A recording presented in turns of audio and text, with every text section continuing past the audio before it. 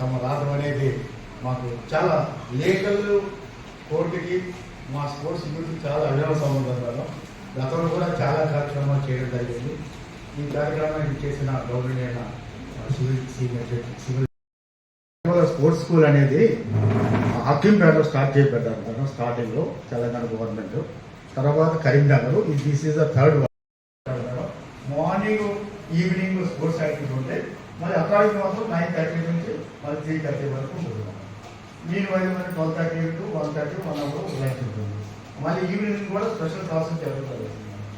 మళ్ళీ రీసెంట్గా కలెక్టర్ గారు ఏదైతే ఇంట్రడక్షన్ ఏమన్నా ఉంటే మనము దానికి సొల్యూషన్ అంటాం. ఈ చట్టాలన్నీ కూడా మనకు అవసరం ఉండదు. ప్రతి చిన్న విషయానికి సంబంధించి ఒక చట్టం ఉంటుంది. దీన్ని అంతటిని గవర్న్ చేసేది ఏంటంటే మనకు కాన్స్టిట్యూషన్, మన రాజ్యాంగం. రాజ్యాంగంలో మనకి హక్కులు ఉంటాయి, బాధ్యతలు ఉంటాయి, ఫండమెంటల్ రైట్స్, ఫండమెంటల్ డ్యూటీస్. వాటన్నిటిని ప్రొటెక్ట్ చేసే ఆర్టికల్స్ అన్నిటినీ ప్రొటెక్ట్ చేసేవి మనకి ఆర్టికల్స్ ఉంటాయి అందులోనే. అంటే మనకి చట్టాల్లోనేమో సెక్షన్స్ అంటాము, కాన్స్టిట్యూషన్లోనేమో ఆర్టికల్స్ అంటాము.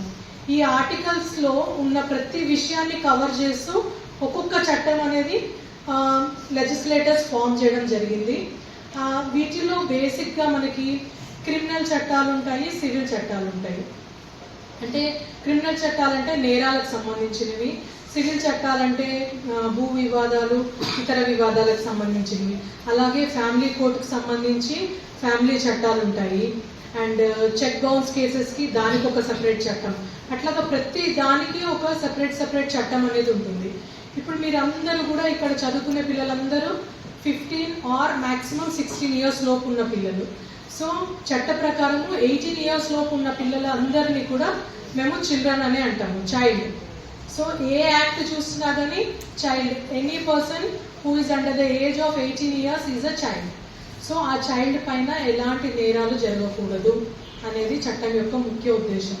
పిల్లలకు సంబంధించి 3-4 స్పెషల్ చట్టాలు ఉన్నాయి.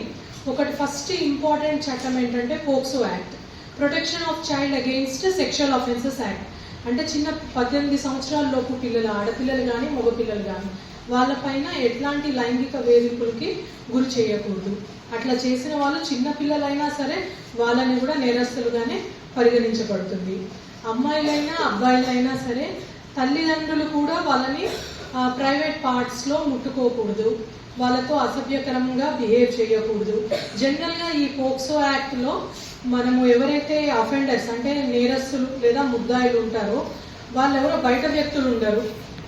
ఆడపిల్లలకు కానీ మగపిల్లలకు కానీ దగ్గర బంధువులు అయితే తాతను, ఫాదరు, మదర్స్ జనరల్గా 99% ఉండరు.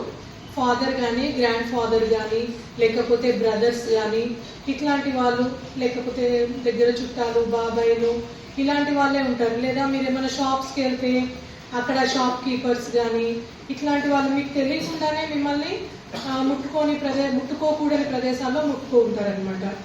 చట్ట ప్రకారం ఏంటంటే ఎక్సెప్ట్ డాక్టర్స్, అది కూడా మీ పేరెంట్స్ ప్రెజెన్స్లోనే ఏదైనా మెడికల్ ఎగ్జామినేషన్ చేయాలన్నప్పుడు తప్పించి మీ ప్రైవేట్ పార్ట్స్ని ఎవరు టచ్ చేయకూడదు.